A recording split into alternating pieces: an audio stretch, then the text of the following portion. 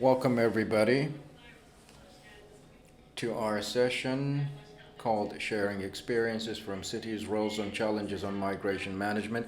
We have distinguished speakers, panelists with us. Let me introduce them. Barbara Oomen, she's here from the Netherlands, she's the project leader of Cities of Refuge. She is the head of Department in Human Sociology at Utrecht University. And she has been running activities about social integration, and this project is about exactly that.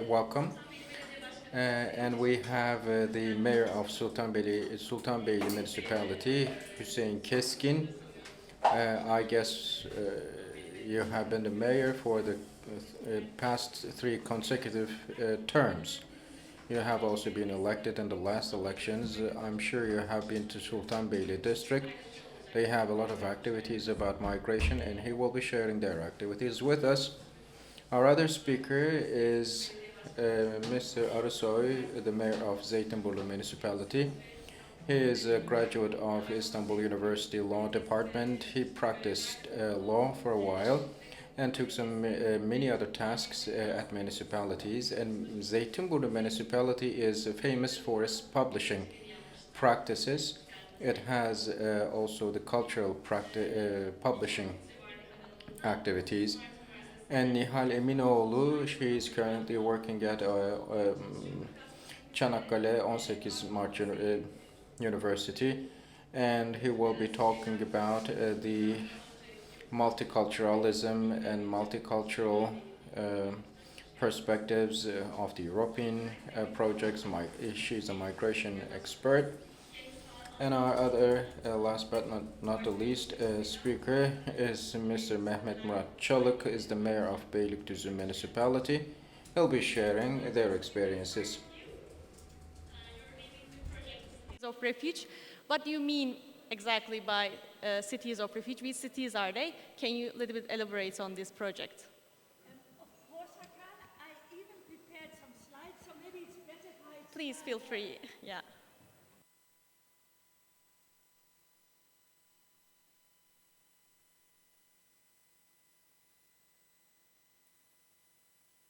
So thank you very much, Burcuhan, and I must say it's a big honor to be here today. It's wonderful to be here, thanks to the organizers. I also find it rather humbling to be here as a Dutch professor in Turkey. I'm humbled to be here as a scholar because I'm in the company of a number of mayors who are really working in the field on the issue of refugee integration, refugee welcome, whereas I'm just sitting in my office studying it with a group of people. And I must also say that coming from the Netherlands, I'm very humbled to be in Turkey, because if we speak about refugee welcome, refugee integration, I think everybody in this room knows the differences in the activities that have been employed between, for instance, Turkey and other European countries and countries in Europe. Professor Murat Erdogan this morning set out how 4.1 million people are currently welcomed in Turkey, and this is very different from what's happening in my country. But anyway, I will share from my experience some thoughts on this idea of cities of refuge. And the whole idea of looking at cities of refuge in a way comes from the observation that if people flee, they don't flee so much to a country, they don't flee to some abstract entity, but they generally arrive in places. They arrive in a town. It is in a town in which they have to find a house, have to find shelter, have to find education, have to find work at some point in town. Local places play an enormously important role in welcoming and integrating refugees. And I think for a long time in looking at migration, we didn't really realize that. It was only in 2015 in Europe, after the large influx of refugees that really took off that year, that suddenly the position of local authorities became clear, and especially how local authorities often tend to be much more welcoming even than their national governments. So what you had in 2015 is, whereas some national governments were hesitant what to do with the refugee influx, you had mayors like here, the mayor of Barcelona, the mayor of London, of Palermo, stepping up and indicating that they would, in their town, welcome and integrate refugees. Of course, you also had the opposite. You also had mayors really climbing on the barricades saying, well, not in our town. So next to cities of refuge, you also have cities that refuse. But generally, a striking pattern has been that of cities really taking a frontline role in welcoming and integrating refugees. And of course, if you think about it, that is not that strange, because so many of the domains related to what is needed in integration are domains that are in some way controlled locally. Of course, how this is done differs a lot per country. We do our research in 6 different countries, and even there the legal systems are very different. But generally you can say that when it comes to movement, when it comes to housing, when it comes to education, when it comes to work, and when it comes to integration, what local authorities do or don't do really can make a big difference. And I suppose our puzzle with my research team is to find out why it is that certain municipalities are so much more welcoming than others, to try to explain how it is that some mayors, some local authorities really take this issue seriously and others do less in this field. And in studying this, we of course look at a number of factors which I can't discuss in the few minutes that I have today. But generally you can say that there are factors related to the institutions in a given country. So the legal framework, what competences do local authorities have, what are the policies? Are there policies on the role of local government in this field? What's the politics at the moment? This is of course hugely important always, and also these days, and also the role of city networks, which I'll get back to a bit later. At the same time, there's also what one could call contextual factors, which, for instance, are labor market conditions, which are general economic conditions, housing conditions that can be influenced, but not to an extent as the other elements. At the same time, it's important to look at the actors if you want to understand why some cities are more welcoming than others. And we've come to see also how important it is to look at discourse. Well, what I'd want to do briefly today is just highlight 3 aspects that to us really strike us in looking at these cities of refuge, that really stick out as explanations why some cities do what they do. And a first element is the element of networking. Of course, this is why we're all here today. You all, by being here, see the importance of networking. But if we look at successful cities, then you see that even in the cities themselves, there's often a very strong network of people within the local authority, networking with religious organizations, with universities, with schools, with employers, really working together to ensure welcome and integration. So this is within a city. Of course, there's also networks within a country. As you see schematically here, like, of course, the Marmara Urban Forum where we are today. But in looking at cities that really stuck out all over Europe, one of the things that we've seen more and more is also the importance of transnational networks. So how you have in Europe and the larger Europe today, you have about 20 networks, which are all about sharing best practices, working together in this field. Later on, we'll hear about the Intercultural Cities Network, but like that, there's 20 others. And one thing that's interesting is that these networks don't only help to share best practices, to just share experiences, but that they also often help to tell a different story about refugees, to show the humanitarian side of things, and that these networks are even involved in, if you wish, making agreements with each other and then keeping each other to those agreements.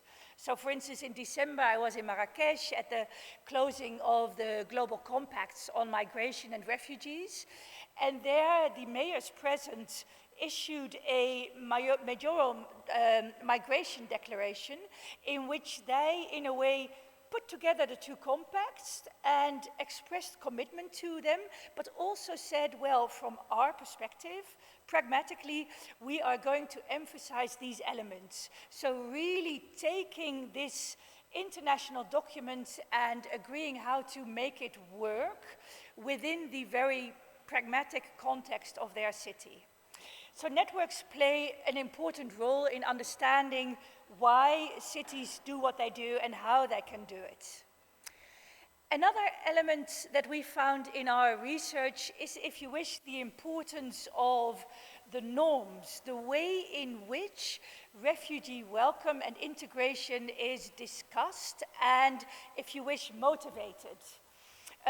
Of course, we all know that discourse plays a key role here. We just saw a beautiful movie introduced by Professor Erdogan, The Guest. And what you see in that documentary is the emphasis on the idea of refugees as guests. Now this is of course very welcoming language, but as with every language there's also disadvantages because guests only stay for a certain period of time. I don't know what sayings you have in Turkish about guests, but in Dutch we have a saying like guests are like fish, they're very nice the first days and not afterwards. I know Turkey is much more hospitable than the Netherlands, so I'm not sure if you'd have a saying like that. But the language of the guest has advantages and disadvantages. And so you see other forms of talking about refugee welcome and integration that make a difference. For instance, you see some cities really emphasizing the economic advantages of welcoming people, that these are people who can add to the labor market. This is, of course, a way of looking at this. At the same time, how do you look at an 80-year-old grandmother in a wheelchair who cannot really make an economic contribution? So this language of looking at this from an economical perspective also has disadvantages. And one of the things that we see in a lot of cities of refuge is that they very much emphasize the idea of rights, of human rights. So the idea that every person, also newcomers, are people with inalienable, indivisible, universal rights, and it doesn't matter who you are, where you come from, but that you have these rights. And this discourse often underlies policies which at the same time are often coupled to local tradition. So you see in these cities that they speak about rights, but they also speak about the tradition in Mechelen in Belgium or Barcelona or Nuremberg of being welcoming, and in that way they weave a discourse which is welcoming. So the role of norms and of discourse is also key in explaining why cities welcome and integrate refugees. There is another, let me just briefly on this topic say that as a lawyer I find this very interesting, because what you see is that in a way cities are increasingly moving towards the forefront of international law.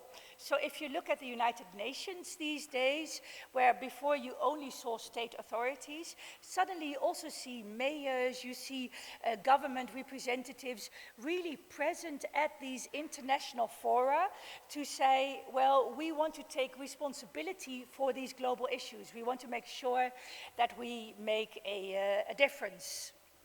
So a language of international law is mobilized locally, for instance, in the context of human rights cities. At the same time, in our studies, which again take place all over Europe, the moment we start to look why it is that one city really goes out of its way and another city with the same conditions doesn't seem to have that much activity, we end up with something that to us was surprising because it's not so much described in the literature, and that is the role of individuals. People like you and me, people like the mayors sitting here, that often it's really the role of one individual that can make the difference in why a city is much more welcoming than another city. And of course, these individuals then are part of networks, they experiment with different forms of discourses, but often it's really about personal commitment towards making a difference. And often if you interview people, it then turns out that they might have a family member or a history of having to flee a situation themselves. So often there's a deeply personal motivation to open the doors at a time when this is politically becoming more and more difficult. So the role of individuals is something that really sticks out in our research. And to me, it always reminds me of something that was said by the anthropologist Margaret Mead.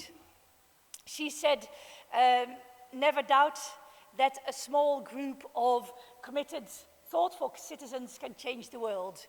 Indeed, it's the only thing that ever has. And what you see these days, I think more and more, is that it is cities that are really at the forefront of these themes. Well, as said, you see this in some parts of Spain, you see it in Italy, you see it in Greece, cities really sticking out, big cities and small cities. So it's not only the global cities, but sometimes it's also the small municipalities. You see some cities in the Netherlands, but I think, and this is where I'll close and hand over to my colleagues, that some of the most inspiring examples are to be found in this country. And I very much look forward to hearing more about the examples from Turkey and learning from the Turkish experience. So I'd like to thank you very much for your attention, and I look forward to our discussion. Thank you, Barbara.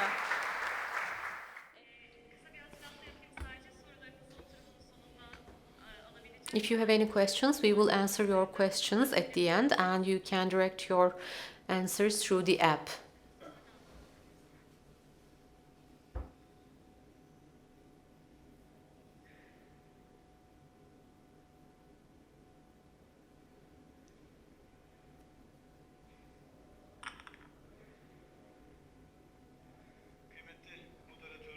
Distinguished moderator, esteemed mayors, esteemed professors, distinguished representatives of Marmara Municipalities Union, dear colleagues, ladies and gentlemen, I'd like to welcome you all cordially.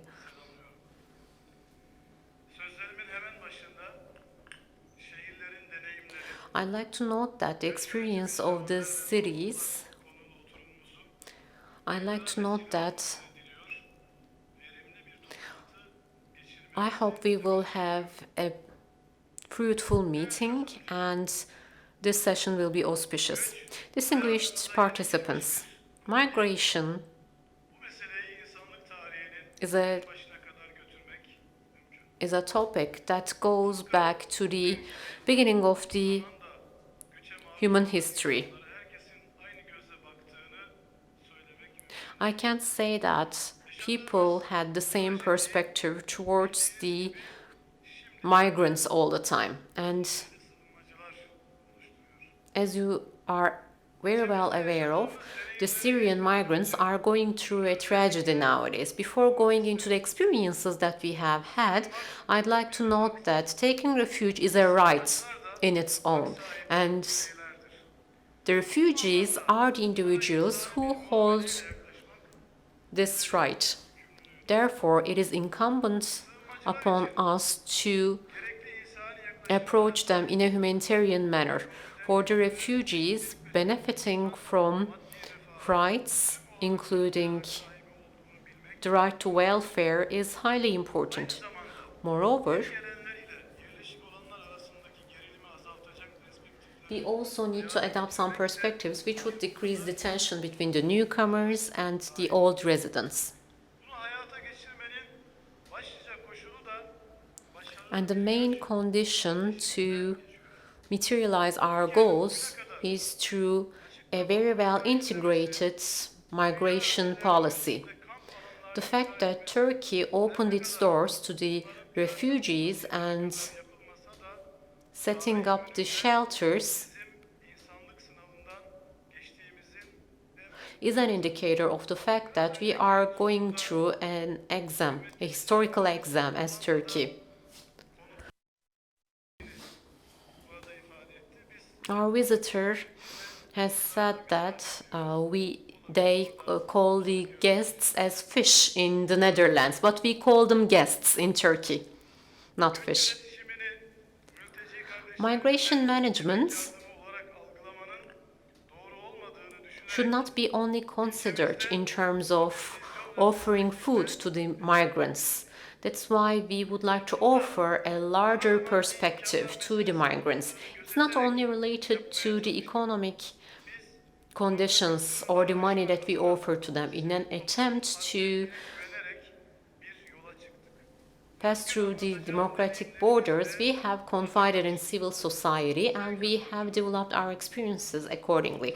Distinguished participants, in Sultanbeyli, we have 20,000 migrants from almost 21 countries. As you might imagine, most of those migrants do come from Syria.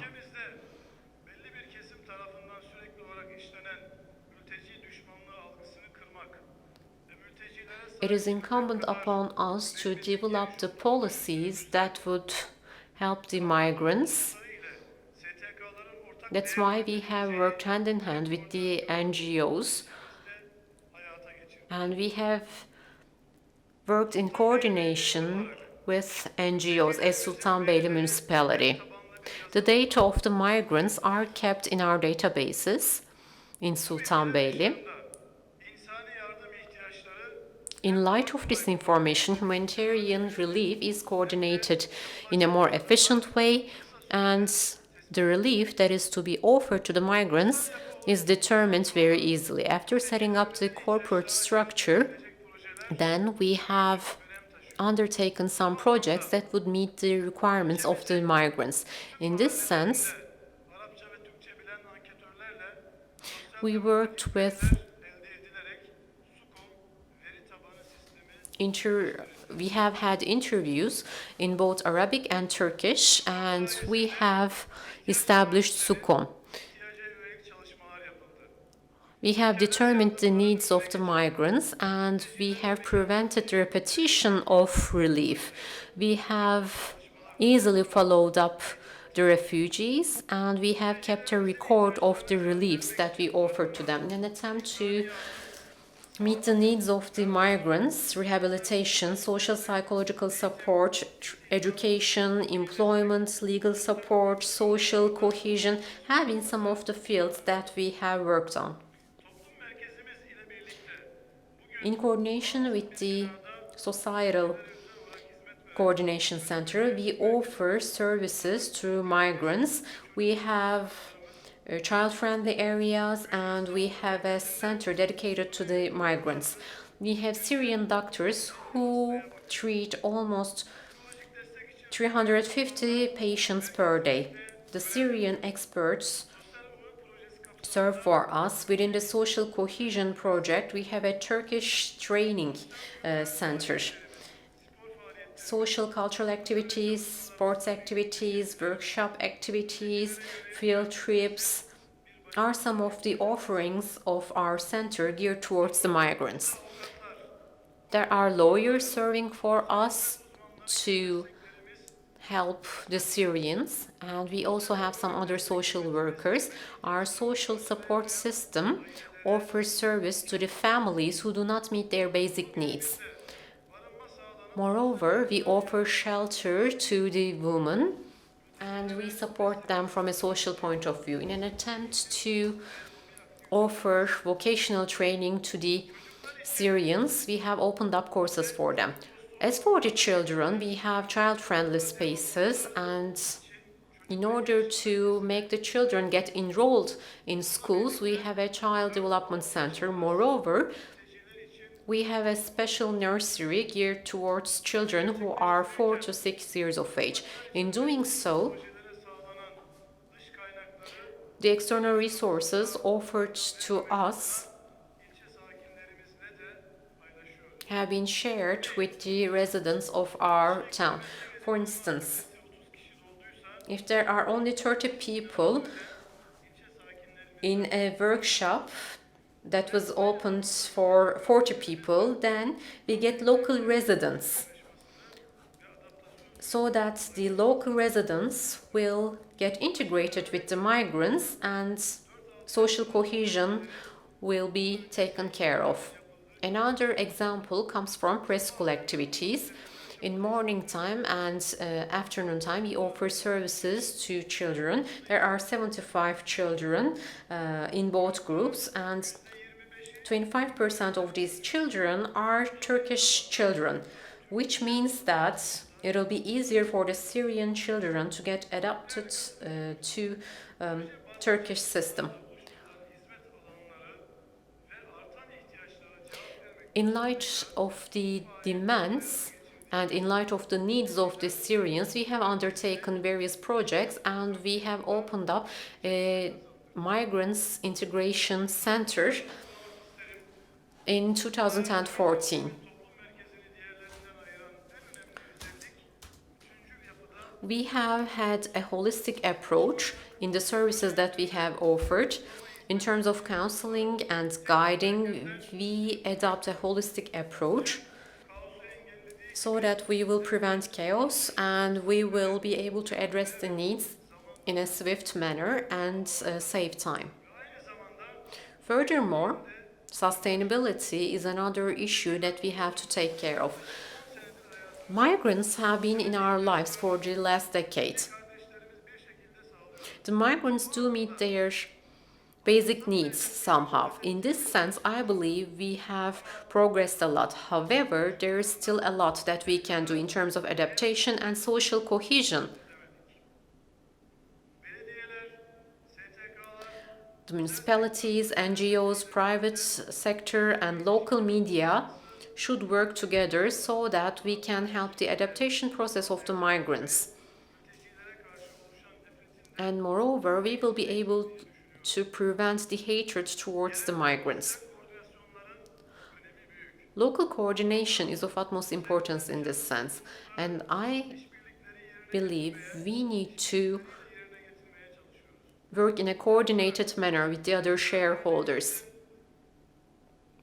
The Migrants Association, I believe, could serve as a role model to help solve the migration problem in Turkey. I hope we will be able to benefit from today's meeting in terms of integrating the migrants into the society. I'd like to extend my thanks to our presidents, Zafer Söğütçü, the board members, and the colleagues. Mr. Murat Erdoğan has supported us immensely in this process. He has guided us and he has contributed a lot to our projects. I would like to extend my thanks to each and every one of the professors who have supported us. There are also national and international NGOs. A Netherlands-centered association has also supported us a lot. So I'd like to extend my thanks to the Netherlands in this case. Thank you very much for your attention. I wish you will have a fruitful meeting. Have a nice day ahead. It marks the end of my remarks. Thank you. You have managed time very well. Thank you.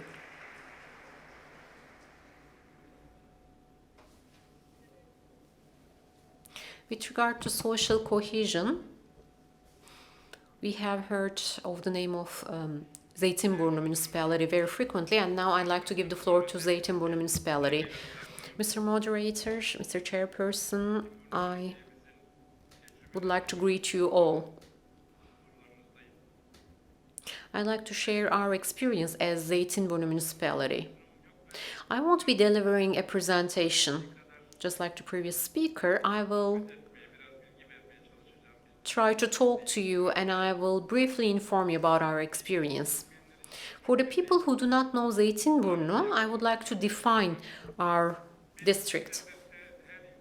As Zeytinburnu, of course, each and every district has its own unique identity, but I believe Zeytinburnu has a special identity in the sense that we are very close to the city walls. Zeytinburnu is a historical district.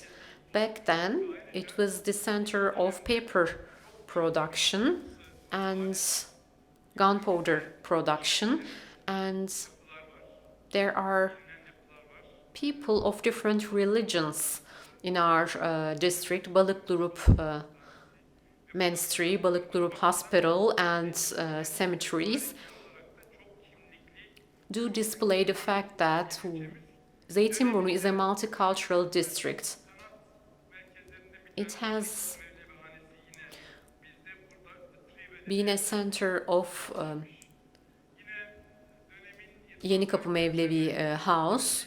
Merkez Efendi and Seyit Nizam have been raised in Zeytinburnu. There are some historical figures who have been raised in Zeytinburnu. As for myself, before holding this position, I was deputy mayor of Zeytinburnu, and I served in this position for a period of 15 years, and currently I am the mayor. So I have had an experience of 2 decades. And I believe we have had a historical transformation in these 2 decades. And we have become a center of attention or attraction. When it comes to migration, let me put it that way, as Zeytinburnu people, we have been set up through migration, we say, as Zeytinburnu people. That is why, since the beginning of the history, we have been a melting pot. We all know that if we can manage the differences in the best manner possible, then it might help you a lot. And I believe Zeytinburnu has hosted people from all backgrounds since the beginning of the history. With the Ottomans leaving the Balkans, starting with Ural-Altay mountains and Sina desert, we have taken samples from different lands and we have mixed the land, so to speak. It's been the same case throughout the history. If you walk in Zeytinburnu, you will see people from different backgrounds. You might see blonde people and you might see fair-haired people, and they have colorful children. There are people of color who all live in Zeytinburnu. They have been raised in Zeytinburnu. How did we succeed in becoming a melting pot? How did we set up an atmosphere of peace and welfare? I must note that in the last 2 decades, before the last wave of migration, we had an internal migration. And just like Sultanbeyli Municipality, we have adopted a social municipality approach.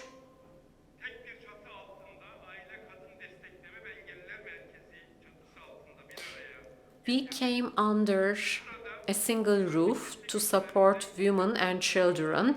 In these facilities, cohesion and coordination facilities, sports organizations, cultural arts activities, and cohesion integration projects are some of the projects that are undertaken. UPDEM and similar institutions have been established as a consequence of the years' experience. As Zeytinburnu Municipality, migration is a topic that we have taken into consideration for a very long time. In 2005, I was involved in International Migration Symposium. Back then, with regard to migration, we had national and international speakers, and I think this symposium yielded great results. We did not only consider migration as an academic discipline, moreover, we discussed migration, and the output was that migration creates a great synergy. All the resources might be seen in our website. You might download the results of the conference as a PDF as well. Each and every year in our cultural center, we hold cultural and arts activities in an attempt to integrate the migrants into our society, and one of them was held in 2017. We had the Migration Movies Festival, and now Sultanbeyli Municipality offered a figure. As you might know,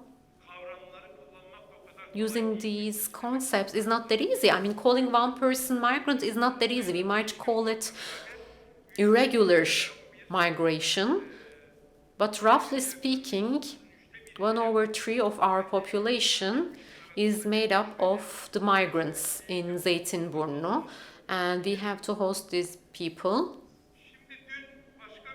It was yesterday that I joined another session, and to tell you the truth, I benefited a lot from it. It was directed by and chaired by Murat. I believe our perspective towards migrants has a lot to do with our feelings. I won't dwell upon what we have done with regards to the migrants. Well, I'm quite new in this job, and I think we have to talk about our feelings.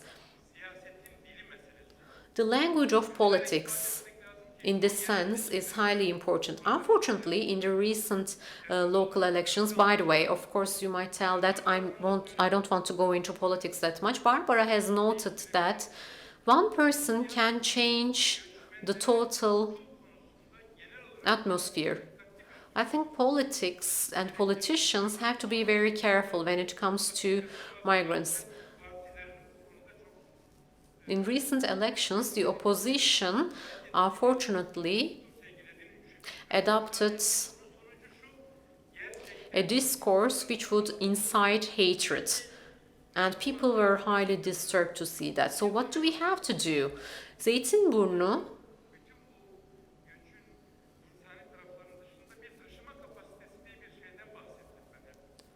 has had a difficult period.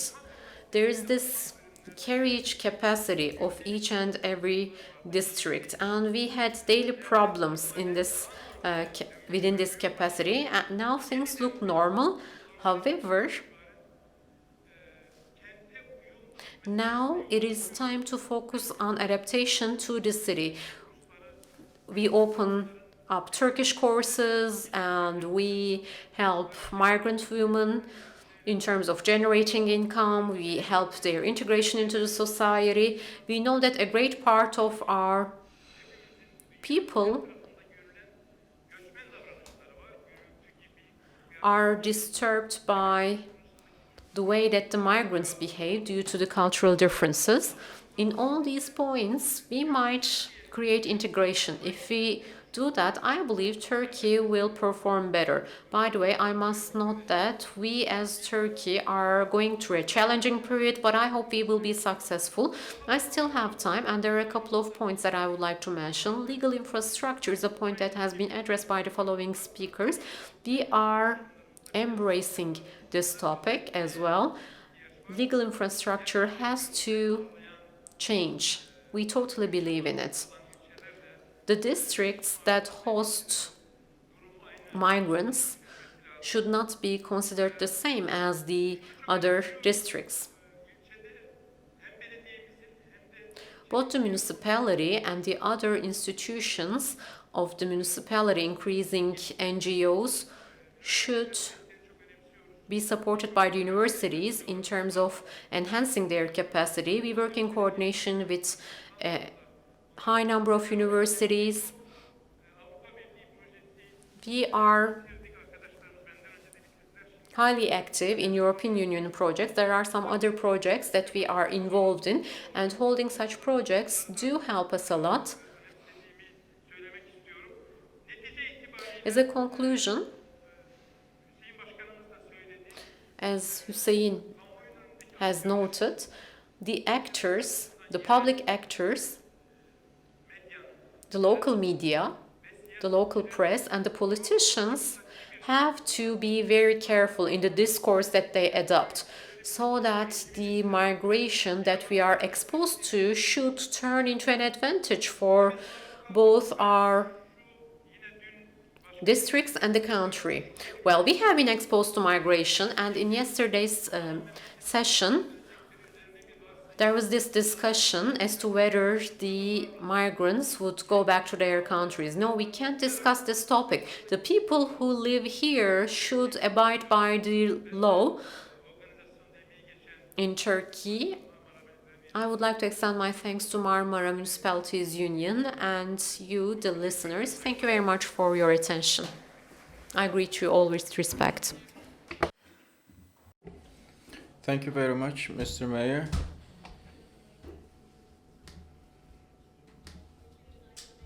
Ms. Eminoğlu, you also have observed many activities across the world, especially you have observed the studies of Council of Europe. Could you share those with us? Thank you very much, Burcuhan. I would like to thank to the Marmara Municipalities Union for organizing such a prestigious event and for successfully coordinating it. I'm very proud to be a part of it. The subject I'll talk about is directly related with the municipalities in Turkey. So as an academic or as an expert working for the European Council, I was always thinking to myself how I can have some connections with the municipalities. But now you have opened that gate for me. I have completed my MA studies in France, and I had the chance to work at Strasbourg and have some experience of a European Commission. But it's not the EU. It's always mistaken for it, but it's very important because Turkey is one of the founding partners of that institution, which was founded in 1949. And Turkey has been very actively participating to that international organization. The Foreign Minister of Turkey, Mr. Çavuşoğlu, has become the first Turkish and the youngest Muslim chairperson of the institution once, and I had a chance to work with him at the Council, at the Parliamentary Assembly. And today, yes, we're talking about the regional and local governments, and in that Congress also there was the subtitle. The Gelibolu region mayor of the time was running the presidency back in time, but due to some health problems, unfortunately, he had to leave. And the Turkish delegation is represented by 18 representatives at the Parliamentary Assembly. And at the Municipalities Assembly, we are represented by 18 people. And at the end of this month, we have the Parliamentary Assembly and also the Congress for local and regional governments. So we're talking about why the EU accession of Turkey to the EU has taken so much of a time. But still, on the other hand, we have a lot of relations ongoing with the European Council and other relevant institutions. And the European Council has 47 members, and that's why it's thought to be more comprehensive. And we have an intercities platform, and it's not a coincidence that I've been working there. My PhD subject was about the migrants in Europe, and also this second and third generation integration to the European countries. And that's how I had the chance to get to know the intercultural dialogue. The European Council has many states, and Turkey is a member, and this intercultural dialogue makes it possible for the municipalities to become a member. And when you look into the structure, you will see that there are many principles, and I will try to explain them. Now they are represented by 139 municipalities, not only from the European countries, of course. Intercultural dialogue, we have members, some municipalities from the US, from Canada, from China. But I looked into the whole structure and I saw that there was no municipality in the intercultural dialogue from Turkey. So I said, is it related with some politics and so on? I had some talks, but then I figured out that it wasn't known much. So maybe that wasn't a mistake, but a shortcoming. And we questioned what we could do. By coincidence, Bursa province, Osman Gazi municipality mayor was in Strasbourg, and we were talking about the Syrian refugees, and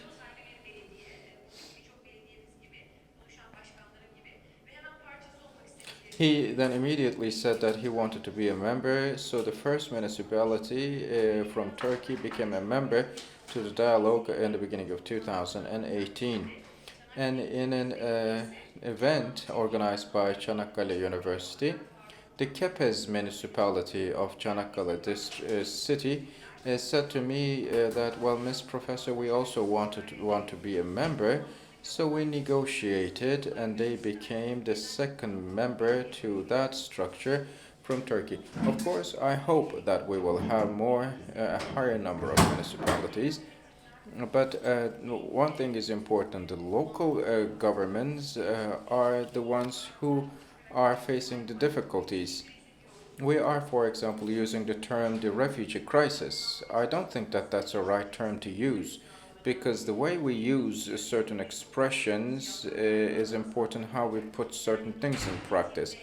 So when we say the crisis, then it means that the things are not being accurately managed, and it's a problem. But we know that the refugees are themselves not the problems. And when we take it one step forward, we can say, well, one of the parties who are facing difficulties is the local administrations, local governments. And after the influx in the newly shaped Turkey, as stated by the mayors, there are different legislations. The current legislation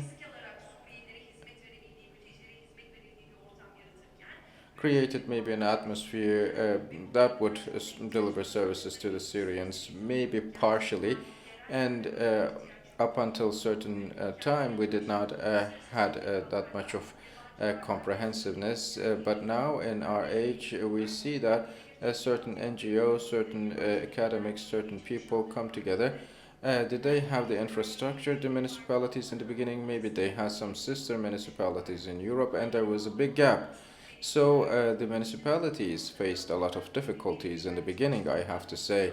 So when I work with the municipalities directly, and when they ask me what we can do about the Syrians, I say that when we wake up one morning, and if we don't have our muse, and which we will not be able to solve the problem all of a sudden. So that's why we don't need to rediscover the world.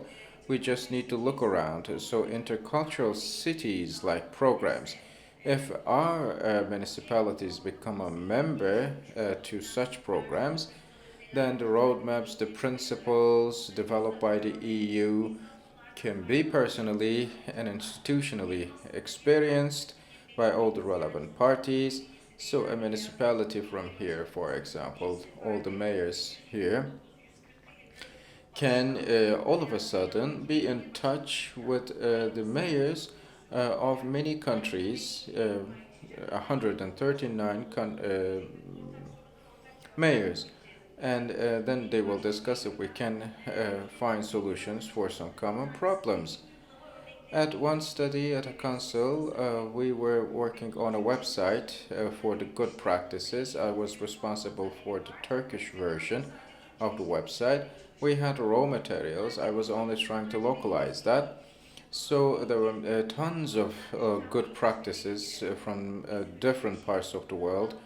But about our own municipalities, I couldn't put in anything. It was not because nothing good was made in our country, but it was because maybe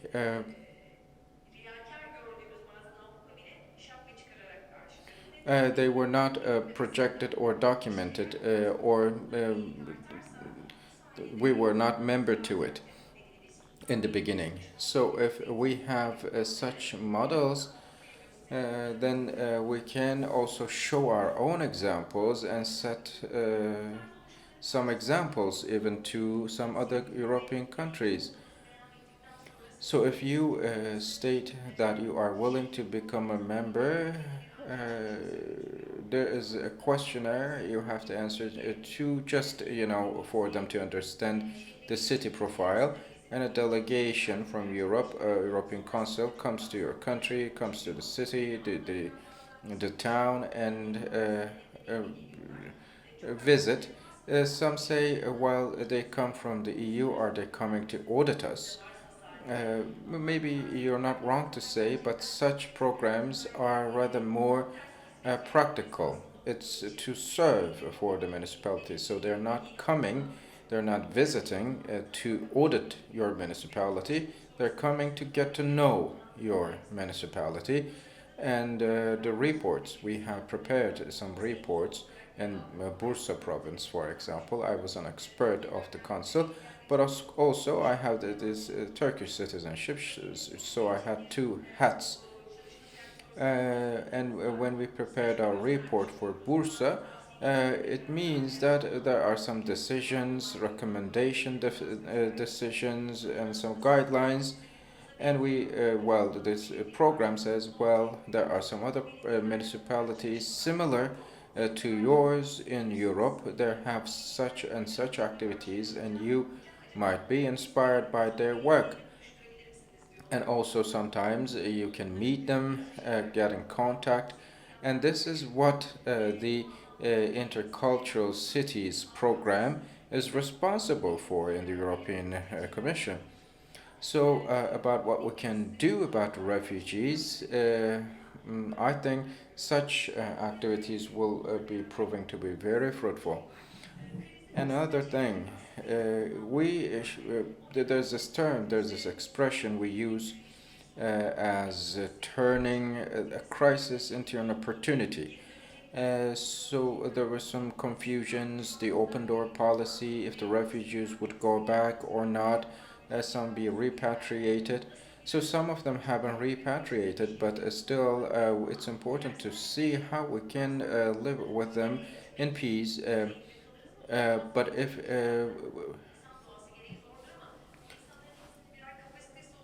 we also acknowledge the fact that all of these people have their own capacities, and it might even be to our favor So rather than, for example, tolerating them or thinking that we tolerate them, it's much better to acknowledge their capacities. And you know, in 60s, 70s, there was a migration influx from Turkey to Germany and to France for labor, and it was to their good.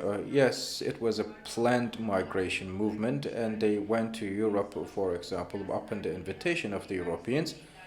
But now, yes, the Syrians, even if we call them specifically Syrians, they fled from a war, and even if it was not a planned migration, it is a capacity, an extra capacity, an opportunity, if you will. We also had some other negotiations with some mayors, and one of them said that we had a field, an agricultural field here, but for 7 years nobody was working on it. And they said that we're good at strawberry plantation, and we don't have the labor force.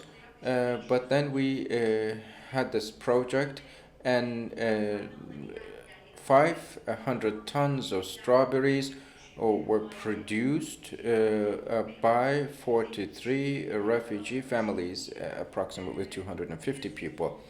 And then these, of course, strawberries were launched into the market, and it also, you know, we ate it. It's maybe a small example, but still there are many, many similar examples as such. That's why capacity usage is also an important aspect, and it will start with such activities, I believe. Finally, what I would like to say is that many problems faced by the municipalities, I mean all the municipalities, European to Turkish, uh,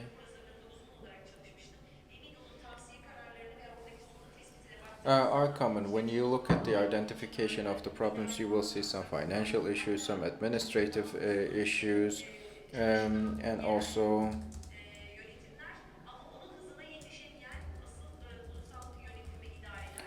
some central governments. In, for example, Bergen and Norway, we made a study. They were ready for accepting these refugees. They had their technical infrastructure ready. And of course, they had international corporations. They tried to address to their financial issues, but the refugees were not coming because Norway was very slow in the procedures and the formalities. So we said you have to accelerate that process, and we have a capacity. So you're putting the people in a difficult situation. So maybe the local has the capacity, but the central system, central governments might work slowly. So it's not only about changing or amending some regulations or legislations, but it's also about changing vision.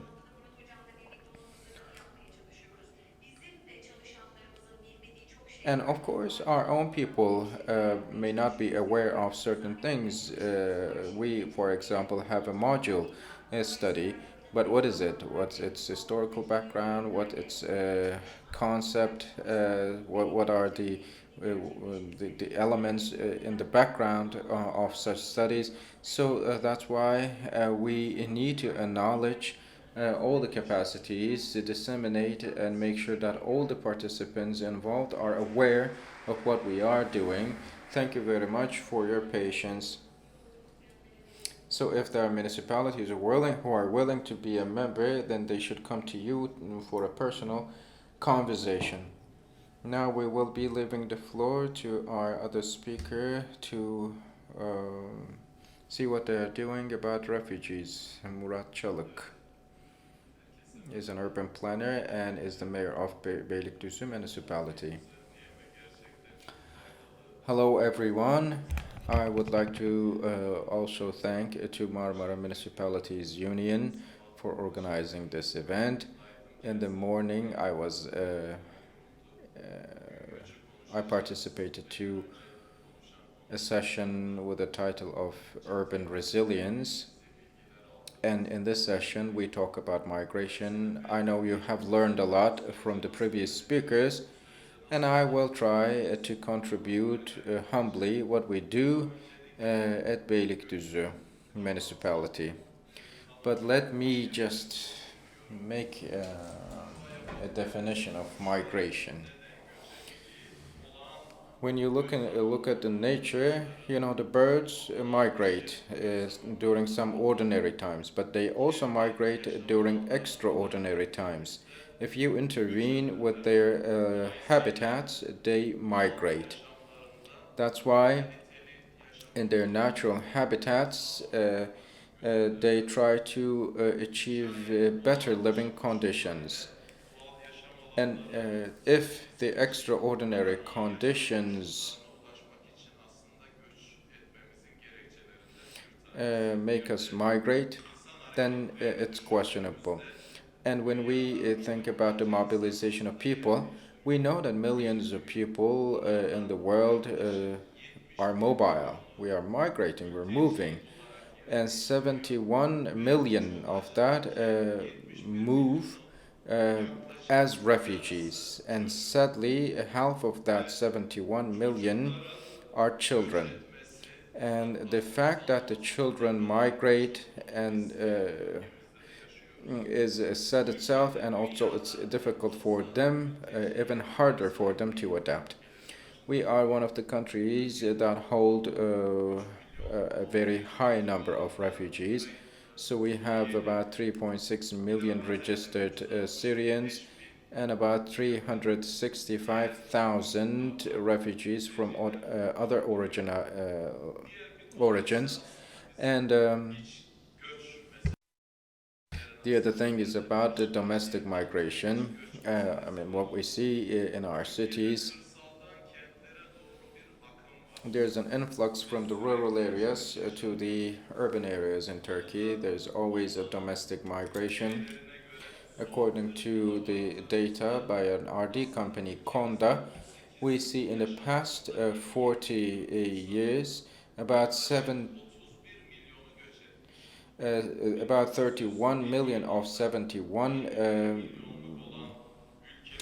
57 million migrated. So when the 75% of the population was living in the rural areas a couple of decades ago, this figure has changed dramatically. We now see the other way around. 75% of our population lives in urban areas, and when you go to the villages, what we call villages, I mean, the population density compared to the general population figures is about 7% for those villages. So the population projection shows that the population of Turkey will rise up to 87 million, and 65% of that 87 million will be living in urban areas. So this is something very much related with local governments and how the domestic migration and also migration by the refugees are going to come our way.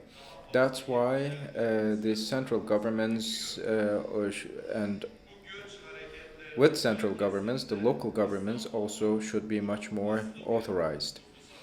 At the center of those influx, we see Istanbul as a city.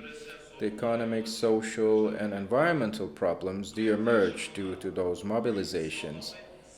And certain issues related with adaptation to the city life, the societies, the communities who are unable or who fail to adapt to the city life, to the urban life, face difficulties to adapt to the social life conditions, which then lead to certain crises. So economic, social, cultural, physical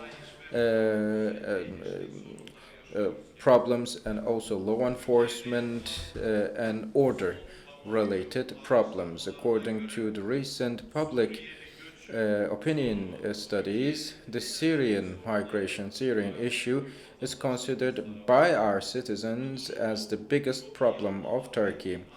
And it's important to very well understand and analyze that situation. The Turkish people welcomed the Syrians with great hospitality in the beginning, but the instability in Syria lasted longer and longer. And when we also add the economic crisis of our country into the equation, people's unrest levels increase. So as Beylikdüzü municipality, where do we stand? It's by the west side of Istanbul. It has a population of about 2.5 million, and we have a lot of migration by the refugees, and the surrounding districts also have a lot of refugees. We have our industrial zones there, we have our port, we have the employment areas.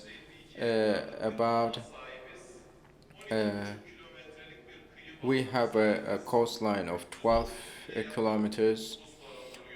So Beylikdüzü district, I mean the region was of almost 2.5 million, but the district itself has about a population of 331,000, and there are many refugees, more than 20,000 refugees residing or living in the area.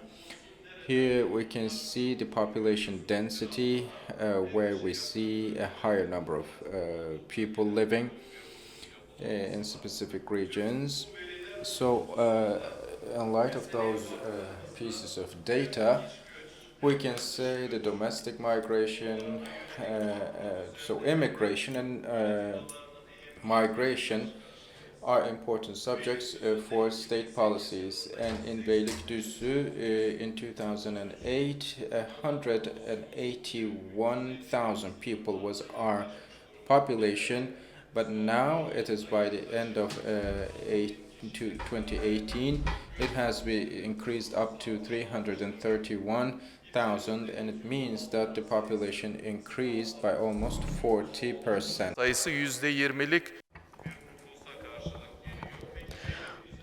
Our district holds 20% of the total Istanbul population. We reside 20% of the total Istanbul population. We take migration from different parts of Turkey, including Black Sea, Eastern Anatolia, and Central Anatolia. Within Beylikdüzü, there are more than 20,000 registered migrants. These people come from Syria, Afghanistan, Iran, Iraq, and Turkmenistan. More than 16,000 of these people are registered, and more than 3,000 of these people are protected on a temporary basis. The refugees in the neighboring districts, the number of the refugees in the neighboring districts is also quite high. So I think we as a municipality have to offer services in line with the legislations. We offer education, counseling, goods, and clothing services to our people. And as Beylikdüzü Municipality, in the year 2016, we have initiated a unit to offer services to refugees. There is this migration management services that we work hand in hand with. And we have worked hand in hand with WALF and UNHCR. And we have signed up a protocol of these institutions, and we have set up a social protection desk through which we could offer psychological, legal support and counseling services to the refugees.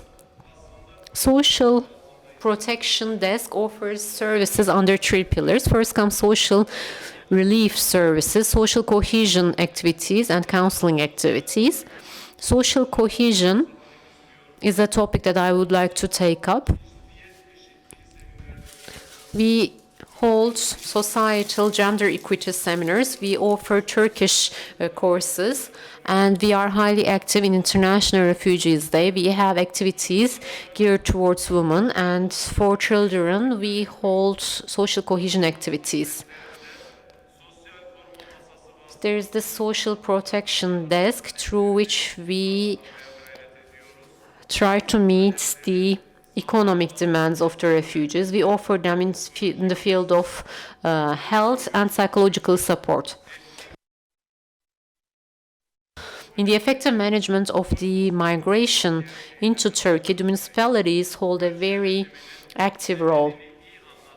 It is highly important to talk about the role of migration, and in Beylikdüzü municipality, based on the data of Marmara municipalities region, there are many Syrians living in, and Beylikdüzü holds the highest level of income standards for the refugees, and carrying an identity, renovation of it, correction, and similar services are also offered by us. As Beylikdüzü municipality, we offer services, and there is this migration services unit that we work hand in hand with. The foreigners living in our district are the people for whom we hold social activities. Together with social intervention policies, social support policies, social endorsement policies, and social relief are some of the fields that we are highly active in. Moreover, the people residing in the borders of our districts are the people that we support in terms of stationary equipment for the children who are enrolled in schools. In a similar way, we offer hobby courses for the women and children. We offer sports courses for women and children, and we aim to contribute to the schooling of children. We offer their personal development. As a conclusion, the issue of migration requires public administration on a larger scale. In effective management of migration in Turkey, the municipalities have a huge role to play. We, as Beylikdüzü municipality, do help the migrants and help them in integration to the social life. However, despite all these activities, we need larger scale studies in an attempt to fight migration. We need a new vision, so to speak. Now it is time to go back to the roots of the problem. As long as we do not go back to the roots, then we won't have permanent solutions in place. I believe it is time to get a grasp over the migration issue and take serious steps accordingly. We have to analyze our shareholders in Turkey. All the shareholders of migration problem should be taken into consideration, and we need a deeper analysis. As a municipality, we do our best to prevent societal tension. Yet again, we need a large-scale Syrian analysis. How many people do we have in Turkey? How do they live? Do the children go to school? Are they enrolled in the Turkish schools? We need an updated data. These researches are of utmost importance so that we can benefit from the funds. As Turkish Republic, it is time to tackle this issue and talk about this issue in international platforms. On macro scale, we need strategic planning, and we need to get a grasp over all the details of this issue. In this sense, Istanbul Metropolitan Municipality has a huge role to play, and I'm sure they are doing their best. And I know that some issues should go beyond politics.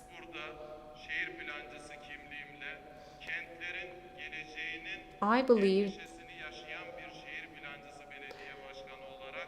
as a person who is highly disturbed by the fact that we need better integration, if we take all the shareholders and if we work with all the shareholders, then we can reach a conclusion. Well, it marks the end of my remarks. Thank you very much for listening to me. Thank you. I extend my greetings to you all. Thank you. Thank you by abiding by the timeline. Now we can proceed with the Q&A. So I have taken many questions. I will try to integrate them, but we don't have enough time to ask all the questions. So we have a question for you. Today we are talking about smart cities. On the other hand, smart cities are experiencing disasters like Aleppo, Baghdad, etc. So how could it be possible for these cities to catch up with the other ones? There is a lack of smart leaders. Our participants are asking to you. To get it clearly, how can cities that are lagging behind? Yes. Oh, yes, it's written out. Wonderful. Yes, of course, so the question is about cities experiencing disasters who are really, like Aleppo, very much in need of all forms of basic rebuilding. And I think there what is needed is whole-scale international support to rebuilding, and obviously above that and before that and beyond that, a political solution to the situation in Syria. I read the second question a bit differently because the second one is about how is it possible for these cities to catch up with other cities.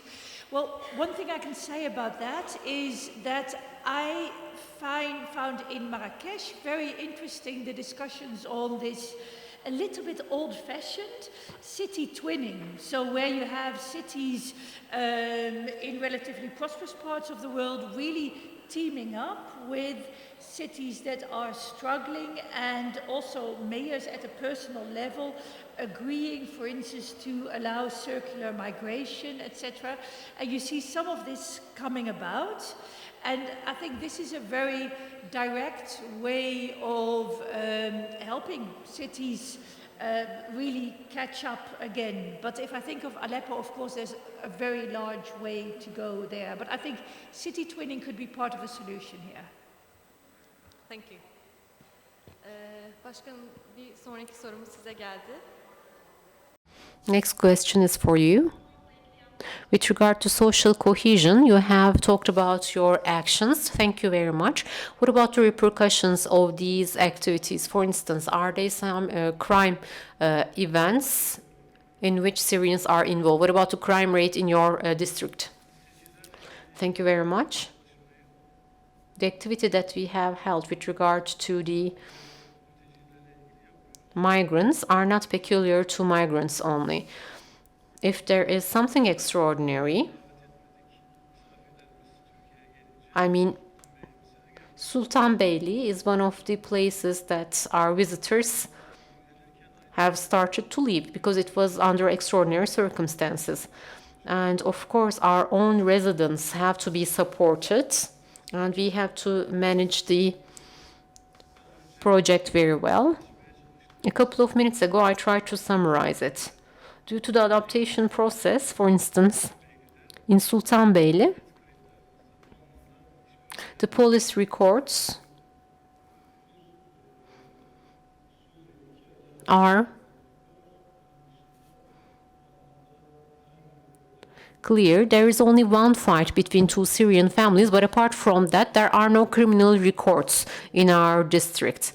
Whenever there is a problem, there might be intervention. In case of problems, our police do integrate the migrant center and work hand in hand with them, and they can prevent the criminal cases accordingly. I think it might be a sufficient answer, yes. And in Sultanbeyli, you work hand in hand with all the NGOs, and you are also working in close cooperation with the police department. Ömer, now there are two questions for you. I will try to harmonize them and ask you a question accordingly. Hayriye Erbaş, Migrants and Migration book. Hayriye Erbaş has penned a book on migration and migrants, and she comes some examples which state that the migrants do not leave their countries behind. They carry their cultural codes with them. What do you think about it? Do the municipalities have a plan or a project to tackle this topic? On the other hand, what about the cultural codes or cultural traces of the migrants? What are the positive and negative aspects? What's your take on it? Thank you for this question. There are two different questions as far as I understand, right? Well, we can tackle these two questions together. One is about migrants, let's say migrants, or the people who have migrated. I find it more correct to call them the people who have migrated. I don't want to call them refugees. The refugees do carry the culture of the places that they come from. Well, it's true. I have looked into this topic. Cohesion problem is about the culture of the cities that they come from. To give an example, following the recent Syrian crisis, we have been exposed to a huge wave of migration wave. Previously, we took migration from Turkic countries, since they speak Turkish, and since we share a similar culture, there were no huge problems. Following the recent wave, we have been exposed to a huge number of people. Moreover, there are huge differences between us and them in terms of the way that they dress up, in terms of the way that they integrate to the city life. It is highly difficult for these people to get integrated into the city life. I think it has to do with, inner migration is not different from external migration. In my speech that I delivered in Zeytinburnu, I tried to talk about it. We are like a melting pot, and after a certain period of time, another experience comes in. Or following this wave, another experience will come in. So what will it be like? Our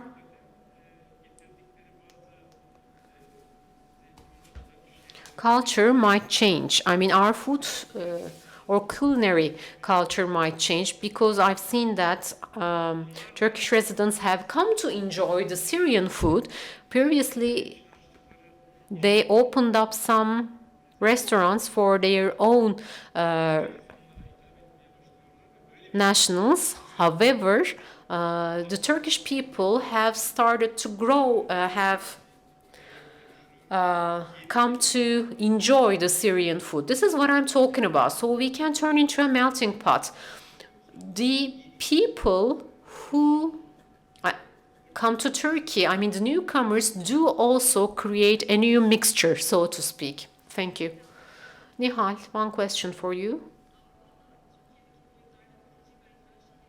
Are there some cities in Europe which have the same number of refugees as in Turkey? How can we be similar to a small Norwegian city, since Turkey has a huge population, in terms of the solutions that we offer to the migrants? Thank you very much for this question. Well, beyond the cities in Europe, when we look into the number of the migrants in Europe, there are no countries which are in top 5 countries. There's this Germany with 1 million, and then comes France and the others. I guess the Kilis mayor joined the European Council meeting in Strasbourg. He was invited, and he said that I guess in the General Assembly, he also made the same remark, and then I interviewed him, and he said the same. I am happy, I am unhappy, and I smile a lot, he says, because the numbers that are mentioned in here are true for a city, but I am a district mayor and I have 3 times more than these figures. So when you compare the Turkish figures with the European figures, of course, Turkey hosts a high number of Syrian refugees. Turkey is the top country in this regard. Okay, Norwegian example is a topic that you would like me to go into. Is Turkey Norway? People ask me.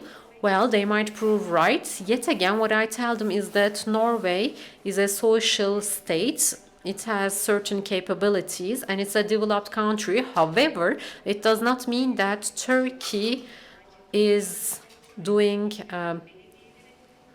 bad in the sense that it hosts 4 million refugees. I think Turkey's capacity is quite large in this sense, since we've been hosting some 4 million refugees. So we can't compare Turkey with Norway. Or else we might say that Turkey is as good as Norway in the sense that we are doing great. In Norway, there is this Somalian minority. There are some other refugees, and they are going through problems in integrating Somalian people to Norway. One of the good examples that I recall is related to Somali Bandi. Somali Bandi is a rugby group. When we went to the field, the people taking this initiative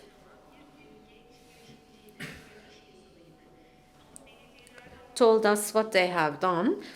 A young entrepreneur set up this rugby group and he was supported by the municipalities.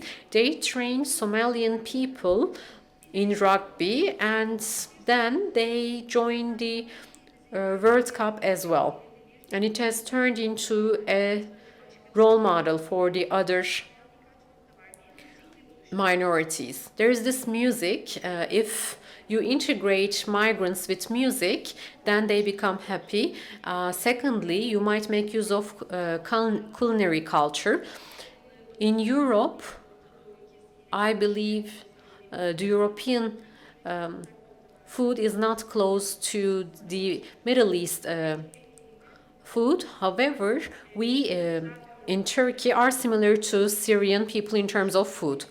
What I mean is that in each and every visit that we make to Europe, or in each and every meeting that we hold in Europe, the refugee women do cook traditional food for us rather than us visiting the other restaurants.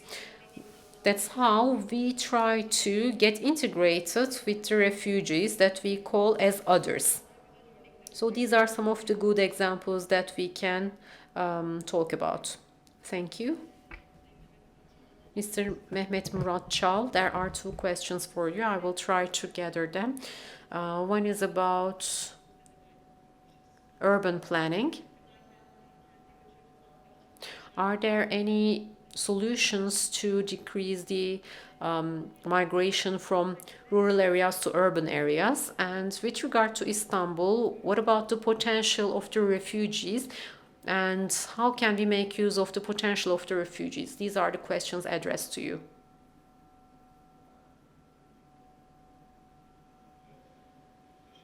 Thank you.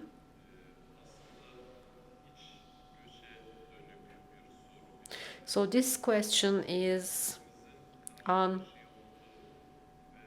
internal migration. Internal migration has some potentials and risks because the capacity of our provinces are limited. We have limited resources and we have to take these limitations into consideration. That's why each and every province has a certain limit and we should not push these limits. Otherwise, we will create chaos.